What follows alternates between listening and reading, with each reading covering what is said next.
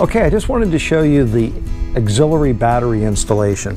I think it's important just to kind of see how this goes in, because this is a vital piece if you're going to be using your depth finder, your fish finder, and your GPS. So also can be used for cell phone and other things. I just have it wired for those applications.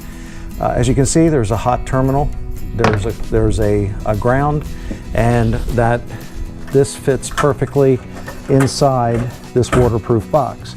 Now I tuck all of the cords in, as you can see, and then I take my corner pieces and I just slide those in the corner. And what this does, it really helps to keep the vibration to a minimum. So, if you're out in the water and you hear something flopping around, you know that it's not your battery in here. Good point to always make sure you have a watertight seal. Don't pinch your wires like that. Make sure they're tucked inside, and then seal everything up. It locks tight and you're ready to go. Lines are already run in this jet ski for the depth finder and fish finder GPS. So we're getting close, getting ready to get on the water. One important thing when you're preparing your jet ski for the water in the spring or in the summer is pulling out that battery and making sure it's in good shape. One thing that you can do to make sure that you have a good battery is to use a maintenance charger. I'm using the Optimate 1, which is a real easy unit. It has indicator lights, tells you when it's charged, it tells you when it needs a charge, and you can use this not just on a lead acid, but you can use it on a sealed lead acid battery as well. This is my accessory battery, and this is my start battery and my main battery for the jet ski. A couple things is when you're charging these, make sure you're doing it in open air, not in a sealed area. If there's a problem and they tend to short or something happens, at least you're in an open area and gases don't build up.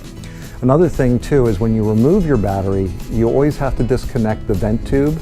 And you'll notice on the side of your battery there's a vent tube at this point, and you want to make sure that that's reconnected, because that allows for anything that might overflow out of the battery to not get into the engine compartment or damage your ski. So important battery maintenance through the winter. When you put this away, when you put your jet ski away for the fall or in the winter, take your batteries out, put your charger on. I left mine on all winter. Then I'd switch it off and just charge the other one for a couple days, make sure that was up to par, and I'm ready to go. So good tip for keeping your costs low, but at the same time making sure you have a fresh battery to start with. Okay, as I mentioned, when putting the battery back in your jet ski, you want to make sure that your vent tube is connected. This mostly will capture those gases that are pushed off by the battery being used. The vent for this tube comes out underneath the seat, and there's a little valve that allows those gases to escape.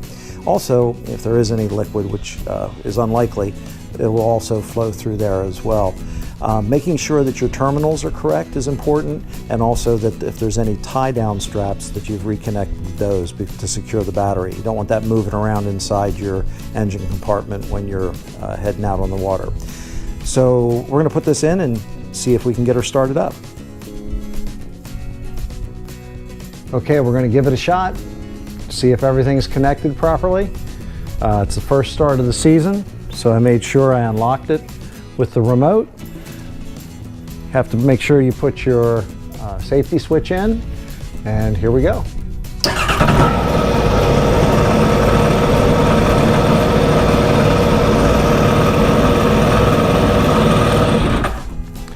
You don't want to let it run too long, however, just to know that everything's running smoothly.